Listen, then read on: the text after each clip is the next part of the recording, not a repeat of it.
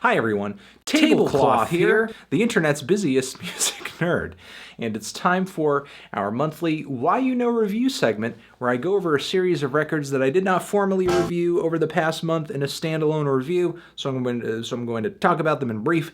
Yeah, let's get into it. Factory Floor over here with a new record, some DFA dance music on this thing. DFA Records, the label that you should be familiar with. If you're not, look them up. And of course, dance music on this thing, it's pretty left field. It's robotic, it's chilly, it's icy. It's nothing but motherboards and wires and all that stuff. It lacks a human touch. Consciously. And as a result, I have a hard time kind of connecting with it, having any fun with it, really even wanting to dance to it. And this was kind of an issue I had with their last record, but it's even greater here. It's like here they wanted to be even more alien. And, if that's how you want to hear your dance music, then you're probably going to love the hell out of this thing. But for me personally, I like a little bit more of a personal, a humanized angle, I guess. Famed post-rock band over here, they dropped one pretty great record years ago and then fell off into obscurity, and now they're back, like a decade later, new album, and I was pretty excited to hear it given that their last one was such a seminal record in the genre, but this one over here, while it is pleasant, does have some pretty instrumental passages to it. It is a pretty dynamic record, and it doesn't really overstay its welcome either. It still would have been much more refreshing to hear this maybe shortly after the release of the last album, because now it just feels like it's not really bringing anything new to the table. And I wanted to like this thing. I didn't really want to believe in my heart of hearts that post-rock is completely out of ideas, but still this album isn't really making that case, unfortunately. Mr. Dean Blunt saw fit to name this thing 10 out of 10, so it must be a 10 out of 10. I think it speaks to Periphery's creativity that the band essentially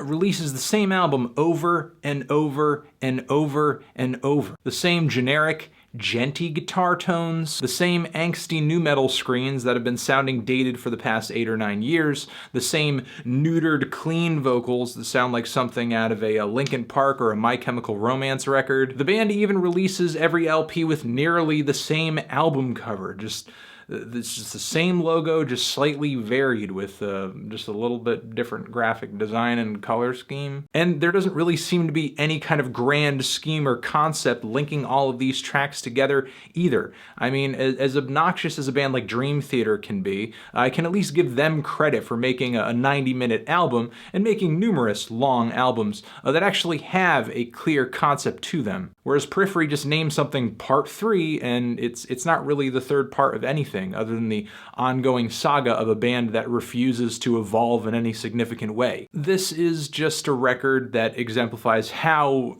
bankrupt of new ideas a lot of progressive metal bands are. We have some sludge and doom metal here that is pretty heavy, actually one of the heaviest records I've heard this year. However, some of the riff writing I think is kind of bland. The buried, screamed vocals don't really do anything for me either, but I will say that there is occasionally some backing instrumentation and some sound effects that kind of elevate the very gloomy sound of this band. So if you're looking for some doom metal, some sludge metal with a bit of instrumental nuance to it, maybe you'll be into this thing. However, it is like 90 minutes long, so it is a little bit of an epic, maybe too epic for me, as this sound kind of wears on me a little bit after a while, at least if it doesn't have kind of some more visceral, explosive passages to kind of make these slower movements a little more interesting.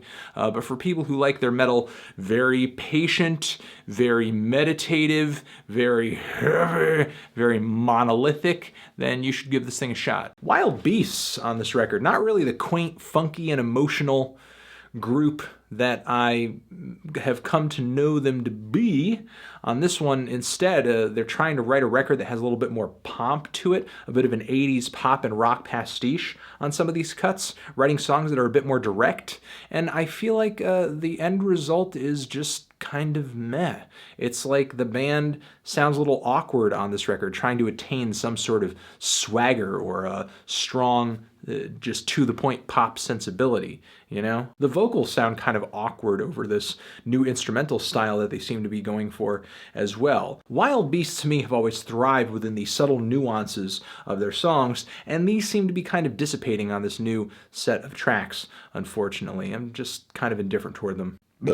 Too many skits. For something titled Home of the Strange, this certainly sounds like your run-of-the-mill indie rock and pop record that was written and recorded for a mainstream audience who have never really even heard an indie record in their lives. Watsky, you may know I did kind of thrash his last record. I'm sorry. It's just legitimately how I felt. But he did hand me this newest record over here, and I wanted to give it the old college try because the dude is running his own show. And he seems to really be putting all this effort into his music. And he's just not making rap music that I'm interested in, honestly. And it's a myriad of different things. I mean, it is his consciously corny lines. I mean, and though he is self-aware about it, it doesn't necessarily make them easy to swallow. His delivery to me is still painfully geeky, and this is coming from someone who calls himself a music nerd. And on this record, the instrumentals seem way more overdone than they were on the last record. Like he's trying to do this big instrumental presentation, like he's trying to be the next Macklemore or something, with the jazzy instrumentation and the background singers, which the hipper and the funkier the music sounds in the background, the more out of place Watsky actually sounds with his gimmicky fast flow and his super emo verses that are just pathetically sad a lot of the time. So again, it's just not for me. It's not hip-hop music that I'm interested in. I'm just gonna put it down. I'm not gonna touch it again. I don't want to touch it. Don't make me touch it. And now we have the unglorious return of the 2000s biggest pop diva, Miss Britney Spears. And yeah, with this latest project over here, she gives us a new sound, though it's not really new for the mainstream. Really what happens is Britney falls into line with all these other mainstream pop records that are out that have this kind of ethereal, syrupy, slow, moody aesthetic to them. Think like the new Justin Bieber record, the new Zayn record, and I think the end result is just that it's just really underwhelming. Not a whole lot of punch to this album because it seems like just trying to make these long, spiraling non-songs is the way to write a song in 2016. And I think we're going to leave it at that. That has been this month's Why You Know review. Relatively painless. Didn't even lose a limb. So I think that's cause for celebration. Thank you guys. You're the best. Transition. And those are my thoughts on all of these albums in brief, of course. This has been the Why You Know review. Appreciate you watching. To my side over here, you can watch either the previous Why You Know review or check out the Why You Know review playlist, where we have pretty much all the videos in this series listed down, and you can just kind of watch me suffer for hours on end. Cool? Cool. I know you're excited about that. All right, guys. I will talk to you later. Have a good one. Bye.